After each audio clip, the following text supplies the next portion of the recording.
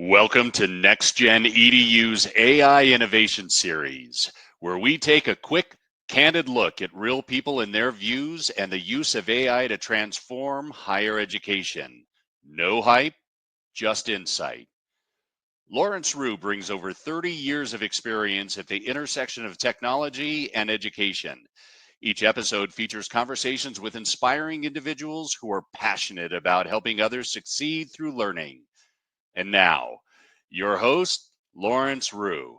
Thanks, Chris, and welcome everybody to NextGenEdu. I have an exciting episode today. We're going to somewhere unusual. We're going to go to the high school systems and talk about how they're using AI to improve students' ability to enter college and then be successful. So I have a team from United here today, the United Charter High Schools. Tell me a little bit about yourself and why being part of United is important to you.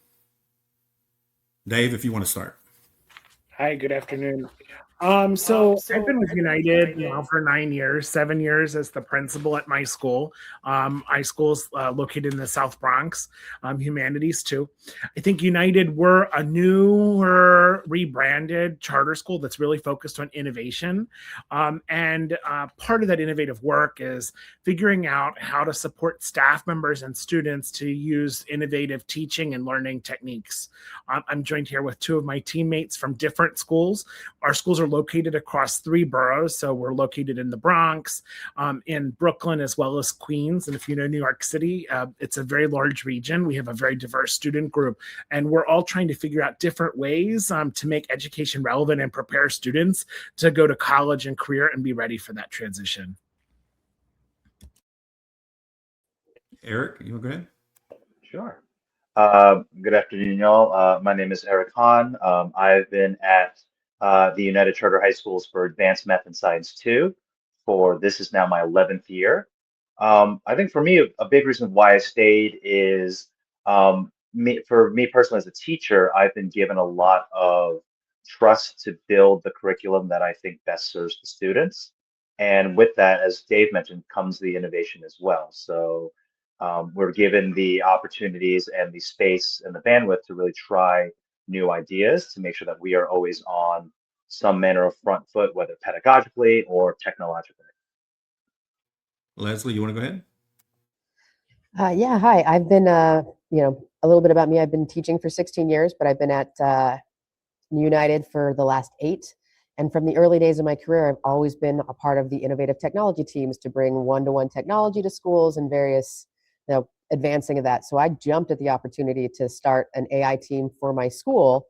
And then when we rebranded, I was able to roll in to this AI team so that we can start seeing how we can help teachers and students with the new technology as it comes out and just stay on that forefront. Well, thank you guys. I'm going to start with you, Dave, on a few questions. My first one is, I've read you're part of a lot of groups that help collaborate on bringing ideas. What best practices have come out of those that have been the most meaningful to your organization? I think one of the things, I've also been around education for a while. I was a DC Teach for America Corps member. And I think even in my time as an educator, I've seen many ways of technology come and go. And the question that I keep on being driven by is, how do we use technology to deploy and change learning spaces? I think one of the things that's been really unique about working with the Learning Accelerator teams and the AI Collaborative is understanding that this tool of artificial intelligence really is reshaping the way in which we think about technology advancement. And I think differently, it's sort of putting the horse before the apple cart, because in a transformation of, I'd say, like a year and a half, our students and staff really quickly adopted in various ways, and we were kind of behind. And so I think one of the pieces that is different about this technology, say, than the previous Web 2.0 movement, is that we just are having to embrace change constantly, and then thinking about then how do we launch different kinds of innovation tests so that we can stay ahead of the curve, as both the technology is evolving at an incredible pace and as well as students are learning at an incredible pace. So I think that's a big difference. Yeah. And you know what? I don't even think we're at full adoption. Like you're saying, it's moving at an incredible pace, but we're not even there. like we're even just on the forefront of it, I think. And with the change and the adoption rate, it's going to be a pretty transformative technology. Well, But I as a think what's leader, really unique, right, as a leader, is compared to all of the other technologies, my staff in the past had a very the typical innovation curve, right? You'd have some early adopters, then you'd get a group of people onto it, and then lastly we would have others. I think what's different for me as a leader about this trend or about this change is that the buy-in is so quick. Once you teach a teacher that they can cut hours of instructional planning and be better at their daily job so that they can spend more time interacting with students and more time delivering better quality instruction, the adoption curve is just so much faster. so is that how you set the tone for this type of innovation? Is like real world examples, or you have other techniques? Yeah. Yeah, I mean, so when I launched 2 years ago this work, we actually started off with how do we make your life easier as a teacher? We got the teachers on it first. Then once teachers adopted it, then it was very easy to kind of lead the next thing. So rather than focusing on the outcome as changing the educational scape, we focused on like, how do we reduce and maximize your time? And I think that's what's flipped kind of the typical way in which we approach adult development. I know that you commented that prompt engineering or prompt writing could be the next college readiness. Can you explain that a little bit? Well, I think it's just realistic that in all careers we're going to see students and people needing to craft prompts. I think prompt engineering has changed quickly, right? So there's different kinds of prompts. There's cluster prompts. There's creating a specific prompt. There's answering a question. There's role playing, etc. I think these are going to become college ready skills that students are going to need to be able to translate to whatever their career is, whether they're in a STEM career, a humanities career, whether they're in the private sector, the public sector. I really do believe that this is going to be obligatory for our next generation of employees that are going out in the world. They're going to need to know how to create a prompt.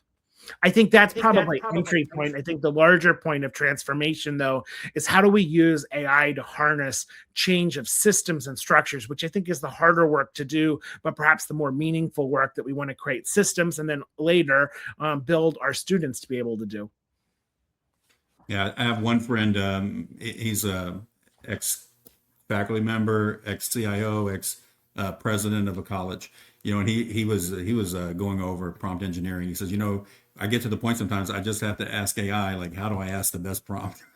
So even then, like, I was pretty impressed with what he said and what he's coming out with. But yeah, and just jumping back to a previous point that you made is like, I think we're at the precipice of this, right? Because right now we're thinking about how to solve individual problems, but AI can really impact all aspects of the schoolhouse.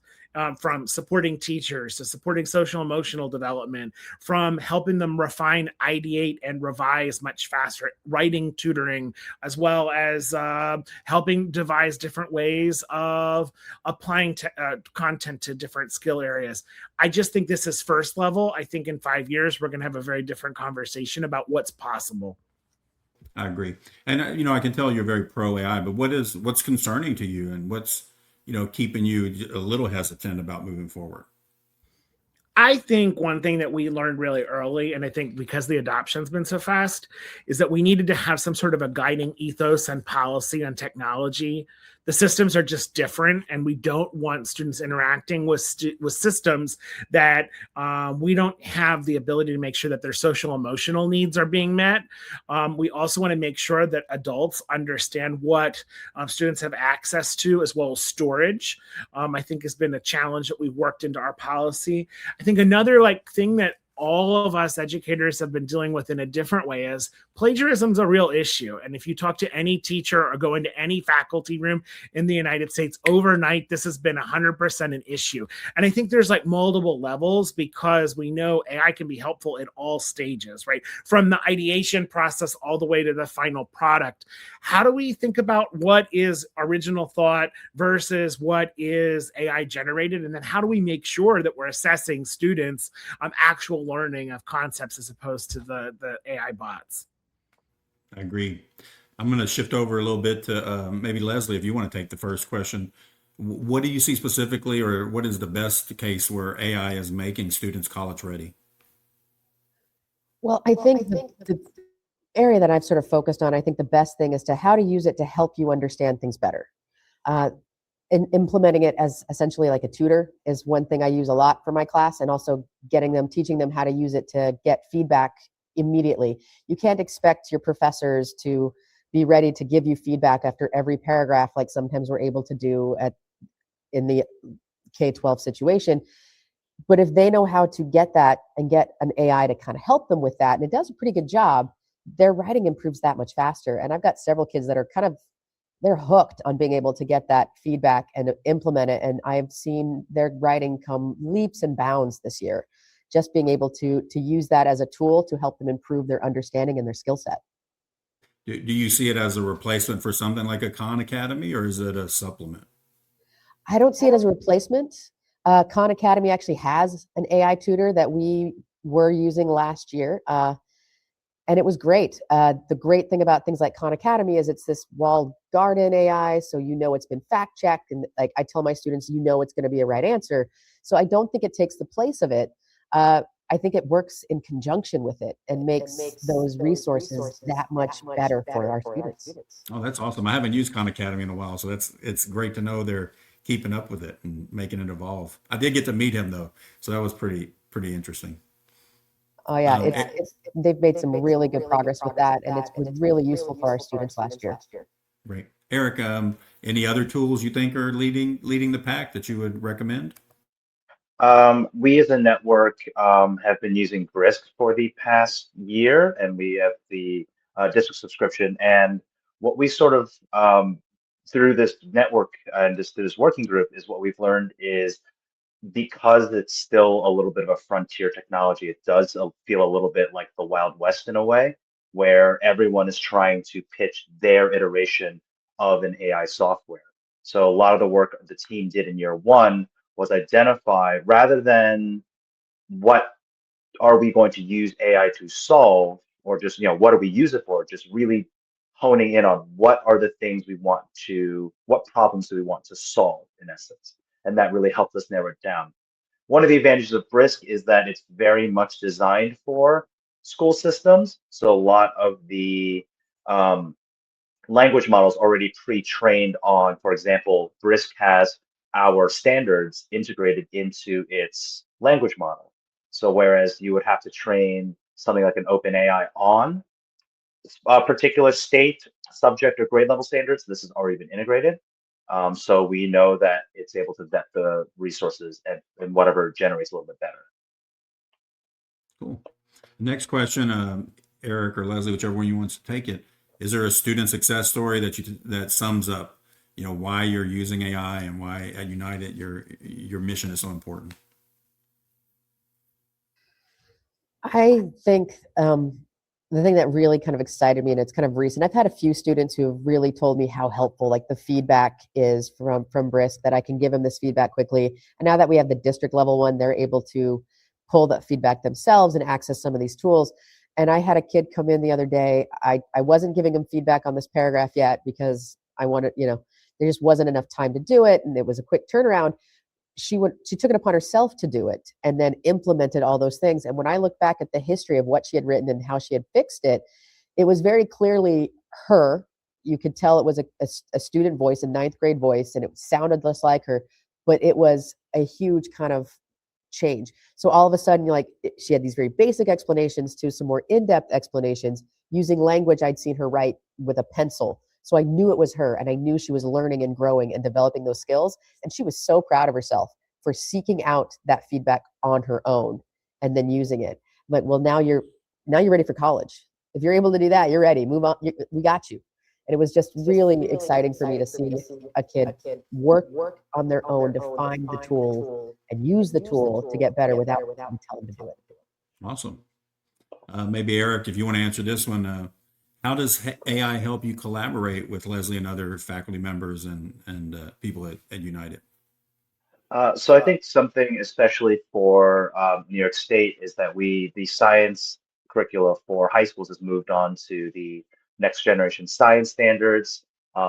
So we are in the midst of a slight paradigm shift in that the subject matter is still the same, but the standards that we teach and the ethos of that is a little bit different. Whereas the previous curricula was a little bit more factual. This is much more focusing on the skills that one would acquire in science. So, gathering data, analyzing data, communicating information, and the like. So for us, AI has been helpful in trying to navigate these new standards. So something that we've done as a United Charter High School science team is trying to use AI to come up with sort of newer anchor phenomena. Sometimes with a newer curricula, we find that sometimes we are sort of recycling the same ideas.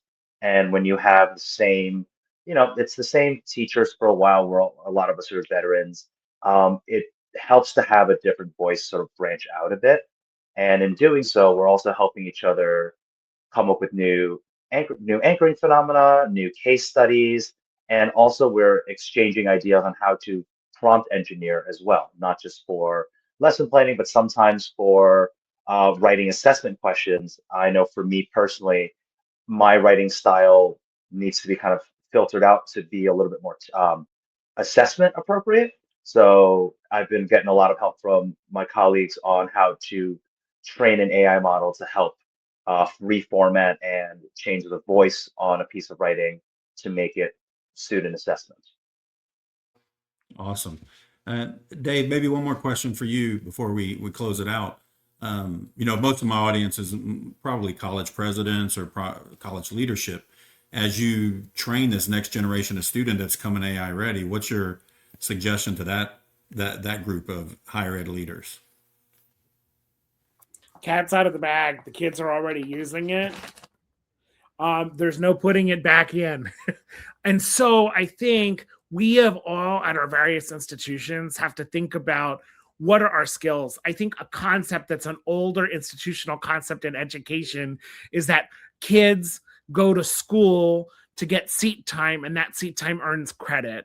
I think that this is a fundamental disconnect both in K-12 and in higher ed. I think mastery is going to be more and more the thing that's going to be the thing that drives us. And I think we're going to have to think about both in the K-12 scape and the higher ed scape is what does it look like for student acceleration? What is it that a college education as a high school education create?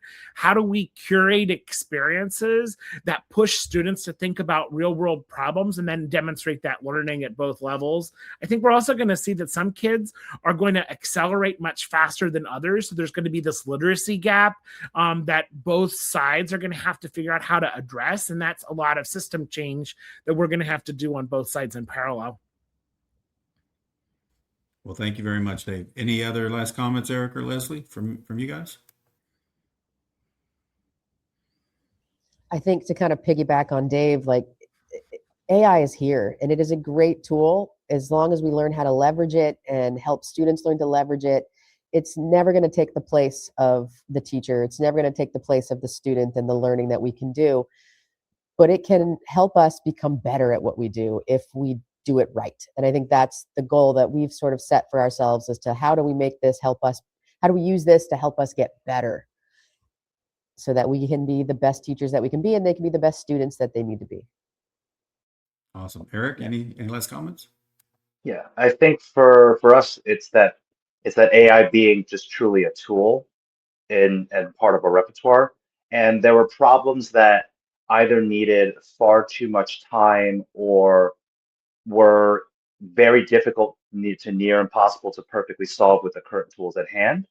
And now those problems that were, the solutions were theoretical now have practical solutions. So that kind of raises the question of, well, if we can solve these problems through AI, what are other problems that we were not able to that suddenly now have a tangible solution for both students, teachers, and schools? Well, awesome. I really appreciate y'all taking the time out to join me on the episode and share your perspectives with the people out there. And I look forward to hearing more about how your path develops. Maybe we get back together in a year and see where you are then. Thank you guys Sounds very awesome. much. That'd be great. Thank you very Thanks for joining us on AI Innovation. where we explore how AI is reshaping higher education with insight, integrity, and imagination. Be sure to follow us on LinkedIn or YouTube for updates and future episodes. Until next time, keep learning, keep leading, and keep asking the big questions.